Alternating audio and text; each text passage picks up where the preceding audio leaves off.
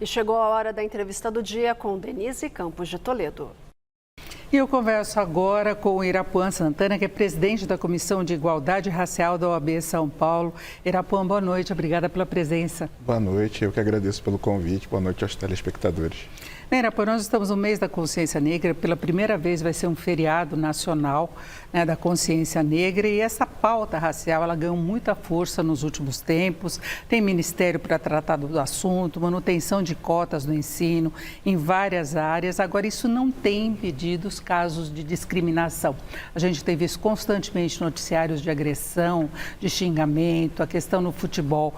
Eu queria saber se de fato isso tem aumentado ou se ganhou mais visibilidade exatamente porque o movimento ganhou mais força e que as pessoas não admitem mais esse tipo de situação. Exatamente a segunda opção. O racismo, ele sempre, por muito tempo, ele existiu, né? Ele foi uma coisa criada.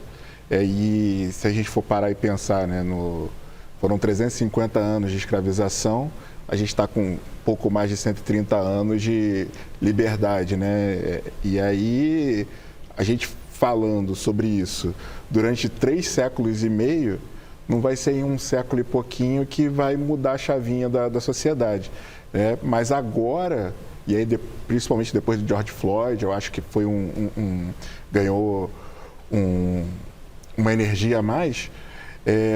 Realmente as pessoas têm observado mais isso, a internet tem ajudado muito com isso, e uma coisa que eu sempre digo é que o celular hoje ajuda muito nesse sentido. Porque, é uma prova, um instrumento. Exato, porque hoje, se antigamente um falasse para o outro numa sala fechada, é a palavra de um contra o outro. Hoje com o celular você consegue gravar, né? Por muitas vezes utilizaram o celular para abordagem policial, agora a gente tem até as câmeras de farda.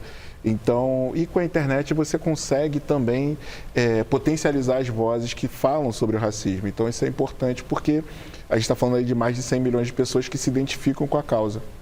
Agora, você ingressou na UERJ, que é a Universidade Estadual do Rio de Janeiro, e atingiu que seria o topo da carreira jurídica, trabalhando por 2 anos como assessor no STF. Agora, tem essa questão da própria área jurídica ter um número menor de profissionais negros e que trabalhem com escritórios próprios. A maioria trabalha em outros escritórios e muitos em outras atividades. O que explica isso? O número menor de formação ou tem dificuldades mesmo de avançar na carreira? Olha, eu entendo que o racismo ele é tido como um fator de vulnerabilidade e ele vai se inserindo, ele vai incidindo a cada etapa da vida. Normalmente, quando a gente fala sobre os principais escritórios do país, a gente está falando aqui de 11% apenas de profissionais negros como no seu corpo. Estamos falando aqui já, na UERJ tem mais de 20 anos, mas a lei federal é de 2012. Não é possível que nas universidades federais do país inteiro, em 12 anos, não tenha um corpo técnico, um corpo capacitado para estar nesses lugares. Então, se num primeiro momento existe racismo no sistema educacional, também no mercado de trabalho isso acontece. Mas eu acredito, e aí vai um outro ponto, é que essa é a primeira vez que a gente teve um censo, foi o primeiro ano que a gente teve o censo na OAB. Provavelmente, antigamente, era bem menos. Se a gente pegar em 97, apenas 3% das pessoas, dos estudantes eram negros. A gente está falando agora de 30% a 35% de advogados. Então, já é um salto, assim, realmente genial. E, inclusive, eu posso falar de mim, assim, quando eu estava estagiando lá em 2006, as pessoas achavam ou que eu era segurança ou que eu era pastor de igreja evangélica, né? Então, assim, é uma coisa... É porque eu andava com um fichário e aí, com os processos, né? Então, o pessoal achava que era a Bíblia. Então, assim, não vinha primeiro pensamento da pessoa, não era o estagiário de direito ou advogado, não.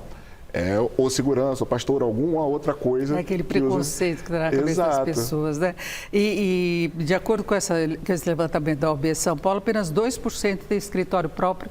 Aí entra também o problema social e financeiro? Olha, essa parte da advocacia negra aqui em São Paulo realmente é muito complicada. que eu entendo que é para o Brasil inteiro, porque na Comissão de Igualdade Racial a gente passa por desenhar também políticas públicas para a advocacia negra e a gente enfrenta esses desafios, como, por exemplo, reuniões mensais. Uma reunião mensal, que seria uma vez por mês, a última terça-feira do mês, às 7 horas da noite. A gente não conseguia fazer presencial. Enquanto, por exemplo, de tributário tinha 50, 70 pessoas, a nossa tinha 3, 4. A gente passou para ser virtual, as pessoas faziam no metrô, as pessoas faziam no trem, no ônibus. O pessoal está se deslocando ainda dos lugares e muita gente não tem escritório, mas advoga sozinho. E na época da pandemia teve muito advogado tendo que ter auxílio emergencial. Então, a possibilidade, assim, existe uma multiplicidade de realidades, mas que ainda pressionam a advocacia negra para baixo da cadeia alimentar, por assim dizer, na faixa de renda. E aí tem a questão também dos casos de prisões de aquisições e acusações indevidas, e esses casos vão passar a ter assistência jurídica gratuita, é isso? Isso. A gente tem a Comissão de Assistência Judiciária, e desde o início da gestão a gente está de mãos dadas, a gente tem feito alguns trabalhos para poder olhar para esse lado da questão racial também, das vulnerabilidades em geral, e agora vai ter também essa parte que, além de olhar para a parte da pobreza, vai olhar para a parte também do feminismo, né, da violência doméstica e também para a questão racial, e eu acho que é excelente, tendo em vista que existem muitos casos que ainda estão pendentes de assessoria e de um fechamento. Agora, essa assistência seria através da OAB? Isso. E a OAB também tem é possível formar convênios com a Defensoria, por exemplo. Então, esse tipo de coisa é muito importante. Inclusive, assim, a gente está falando aqui da capital, mas no interior é mais importante ainda. E tem a questão também da abordagem diferenciada, inclusive por parte dos policiais, não é? Exatamente. A gente tem declarações, né, das autoridades de segurança pública daqui de São Paulo que não pode ter a mesma forma de tratamento na periferia e na parte mais rica. Mas isso a Câmara de Farda também traz. Existe um estudo americano que mostra como o policial ele trata mais desrespeitosamente as pessoas quando ele está num bairro tipicamente negro. Então, quando a gente está falando aqui, né, da questão do racismo, dos 350 anos, a gente está falando dessa coisa do inconsciente coletivo em que o negro ele é excluído da sociedade, ele não se encaixa, e quem não se encaixa na sociedade, ou ele fica à margem, e aí ficando à margem ele se prende. Né? Aí entra também a questão da pobreza, que muitas vezes leva mais à criminalidade, de fato, tirando esse preconceito da abordagem, de achar que sempre é suspeito, mas não leva à criminalidade pelo histórico de uma pobreza maior?